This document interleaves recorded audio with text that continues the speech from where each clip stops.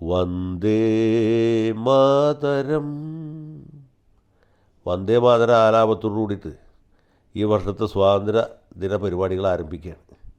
ഇതാദ്യമായി ചെങ്കോട്ടയിലും വന്ദേ മാതരം മുഴങ്ങുന്നു എന്നുള്ളതാണ് ഈ 80ാം സ്വാതന്ത്ര്യ ദിനത്തിൻ്റെ ഒരു പ്രത്യേകത.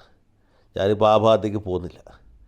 ഇവിടെ തിരുവിതാംകൂറുകാരായ എന്നെപ്പോലുള്ള ആളുകൾക്ക് വന്ദേ മാതരവും ജനഗണമനയൊക്കെ പാടാനുള്ള ഭാഗ്യവും സിദ്ധിച്ചതിനെ കുറിച്ചാണ് ഈ വീഡിയോ.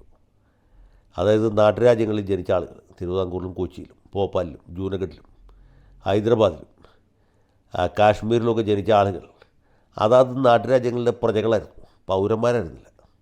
പൗരത്വമില്ല, നമ്മൾ പ്രജകൾ മാത്രമാണ്. അന്നദാതാവായ പൊന്നു തിരുമേനിയുടെ എന്താണ് മഹത്വം പാടുന്ന ആ ഗാനങ്ങളും ഉണ്ടായിരുന്നു. വഞ്ചി ഭൂമി പതേ ചിരം സഞ്ചിതാഭം ജയിക്കണം എന്നാരംഭിക്കുന്ന വഞ്ചീശമംഗളം എൻ്റെ പിതാവ് പരിഹാസമായിട്ട് പാടുന്നത് കുട്ടിക്കാലത്ത് കിടന്നുണ്ട്. അദ്ദേഹത്തിൻ്റെ കുട്ടിക്കാലത്ത് ഇതായിരുന്നു നമ്മുടെ അന്നത്തെ ദേശീയ ഗാനം തിരുവിതാംകൂറിൽ. ഈ വഞ്ചീശമംഗളത്തിൽ ഞങ്ങളൊക്കെ എങ്ങനെ ജനഗണമനയിലേക്ക് എത്തിയത്, അല്ലെങ്കിൽ ജനഗണമനയിലേക്ക് ഞങ്ങളെ കൈപിടിച്ച് ഉയർത്തിയത് ആരാണ് എന്ന വിഷയമാണ് ഇവിടെ ചർച്ച ചെയ്യുന്നത്. ഇന്ത്യക്ക് സ്വാതന്ത്ര്യം കിട്ടുന്ന കാലത്ത് 560 നാട്ടുരാജാക്കന്മാരാണ്. ഞാൻ ഇന്നലത്തെ വീഡിയോയിൽ പറഞ്ഞു. വിൻസ്റ്റൺ ചർച്ചിലാണ് ബ്രിട്ടീഷ് പ്രധാനമന്ത്രി എങ്കിൽ ഇന്ത്യക്ക് സ്വാതന്ത്ര്യം കിട്ടുമ്പോൾ ഒരു പാകിസ്ഥാനല്ല, പല പാകിസ്ഥാനുകൾ ഉണ്ടാകുമായിരുന്നു.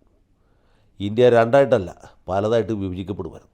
കാരണം ചർച്ചിൽ സാഹിബ് ഇന്ത്യക്കാരോട് പൊതുവിലും കോൺഗ്രസ്സുകാരോട് പ്രത്യേകിച്ചും, അതിൽ തന്നെ നെഹ്റു, ഗാന്ധി മുതലായവരോട് വിശേഷിച്ചും വളരെയധികം ശത്രുത വച്ച് പുലർത്തിയ ഒരാളായിരുന്നു. അപ്പോൾ അദ്ദേഹം ബ്രിട്ടീഷുകാർ ഇന്ത്യ വിട്ട് പോകുമ്പോൾ പാർട്ടീഷൻ ഓഫ് ഇന്ത്യയുടെ സമയത്ത് മൂപ്പിലാനാണ് ബ്രിട്ടീഷ് പ്രധാനമന്ത്രിയെങ്കിൽ ഇന്ത്യയെ രണ്ടായിട്ടല്ല പലതായിട്ട് വിഭജിച്ചത്. ഈ നാട്ടുരാജാക്കന്മാർ ഓരോരുത്തരും പരമാധികാരികളായിട്ട് ഉയർത്തെഴുന്നേറ്റ്. ഹൈദരാബാദിലെ നൈസാം, തിരുവിതാംകൂറിലെ മഹാരാജാവ്, പാട്യാലയിലെ മഹാരാജാവ്, ജൂനഗഡിലെ നവാബ്, അതുപോലെ ഭോപ്പാലിലെ നവാബ്, ജാംനഗറിലെ നവാബ്, ഇവരൊക്കെ വലിയ വലിയ പ്രമാണികളായിട്ട് വിലസിയാണ്. നമ്മളൊക്കെ അതാത് നാട്ടുരാജ്യത്ത് ഇവൻ്റെയൊക്കെ ചവിട്ടും തൊഴിയും കൊണ്ട് കിടക്കേണ്ടേ വന്നാൽ. അപ്പോൾ ഈ അപകടം എങ്ങനെ ഒഴിവായെന്ന് വെച്ചാൽ, ഒന്നാമത് 1945 തിരഞ്ഞെടുപ്പിൽ യാഥാസ്ഥിതിക കക്ഷിക്ക് അധികാരം നഷ്ടപ്പെടുകയും ലേബർ പാർട്ടി അധികാരം പിടിച്ചെടുക്കും. ക്ലമൻ്റ് ആറ്റ്ലി ബ്രിട്ടീഷ് പ്രധാനമന്ത്രി വഹിച്ചു. ചർച്ചിലിനെ പോലെ ഇന്ത്യയോട് വിരോധം വച്ച് പുലർത്തിയിരുന്ന ആളല്ല ആറ്റ്ലി. അദ്ദേഹം ആ സ്ഥാനത്ത് വന്നതുകൊണ്ടാണ് ഇന്ത്യക്ക് വളരെ പെട്ടെന്ന് സ്വാതന്ത്ര്യം കിട്ടിയത്. ബ്രിട്ടീഷുകാർ കൂടും കുടുക്കെടുത്ത് നാട് വിട്ടു പോയത്. അതിലുപരി വേറൊരു വേലയും കൂടി പുള്ളി വെച്ചു. അതായത് നാട്ടുരാജാക്കന്മാരുമായിട്ടുള്ള കരാറുകളെല്ലാം അവസാനിക്കുകയാണ്. ബ്രിട്ടീഷ് മേൽക്കോയ്മ അവസാനിക്കും. ബ്രിട്ടീഷ് മേൽക്കോയ്മ 1798 മറ്റോ തുടങ്ങിയതാണ്. ബ്രിട്ടൻ്റെ മേൽക്കോയ്മ അംഗീകരിച്ച ആദ്യത്തെ നാട്ടുരാജ്യം എന്ന് പറയുന്നത് ഹൈദരാബാദിലെ നൈസാമാണ്. അപ്പോൾ ഈ നാട്ടുരാജാക്കന്മാർ കാലാകാലങ്ങളിൽ ബ്രിട്ടീഷുകാർക്ക് കപ്പം കൊടുക്കുകയും ആ സായിപ്പിൻ്റെ കാല് മദാമ്മയുടെ ആസനവും തടവി സന്തോഷിപ്പിച്ച് അങ്ങനെ മുന്നോട്ട് പോയിക്കൊണ്ടിരുന്ന ആളുകളാണ്. അവർക്ക് പ്രത്യേകിച്ച് യാതൊരു ഉത്തരവാദിത്വം ഉണ്ടായിരുന്നില്ല. പ്രജകളെ പരമാവധി പിഴിയുക, അവരുടെ കുടവയറ് വീർപ്പിക്കുക, ബാക്കിയുള്ള ബ്രിട്ടീഷുകാർക്ക് കൊടുക്കുക, സന്തോഷമായിട്ട് ജീവിക്കുക. ഇങ്ങനെ ഉല്ലാസഭരിതമായിട്ട് ജീവിച്ചുകൊണ്ടിരുന്ന ആളുകളാണ് നാട്ടുരാജാക്കന്മാർ.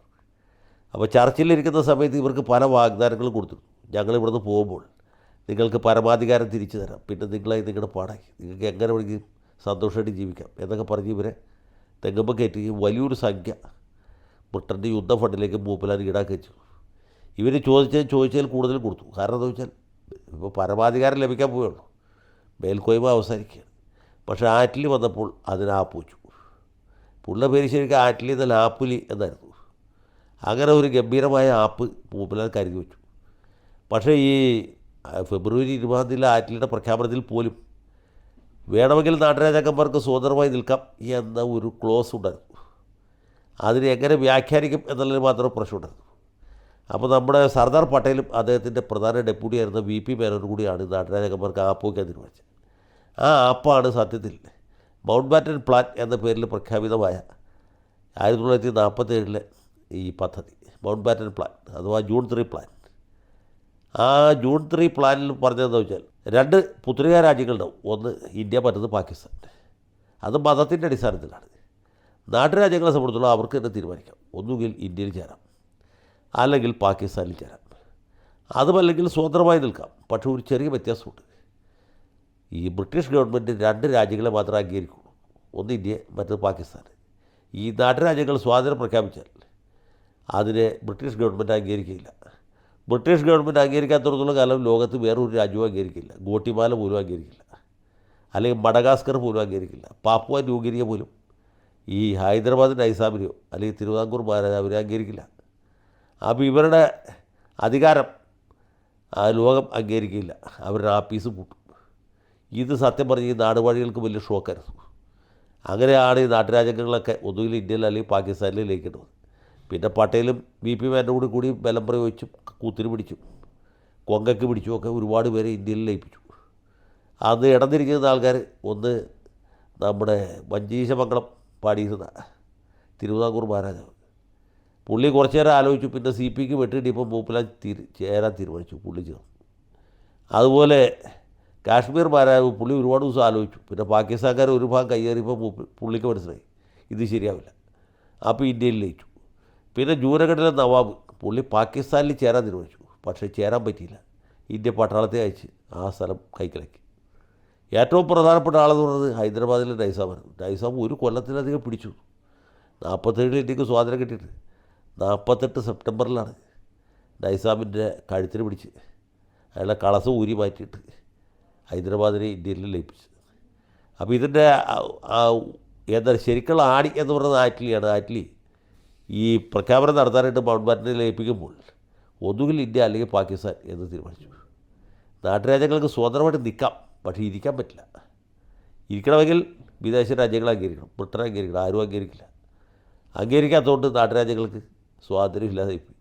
അതുകൊണ്ട് തിരുവിതാംകൂറുകാരനായി ഞാനിപ്പോൾ ഇന്ത്യൻ പൗരനായതുകൊണ്ട് നിങ്ങളോട് സംസാരിക്കുന്നു. ഇനി ജനഗണമന പാടി നമുക്ക് അവസാനിപ്പിക്കാം. ജനഗണമന അധിനായക ജയ ഹേ ഭാരത ഭാഗ്യവിധാത.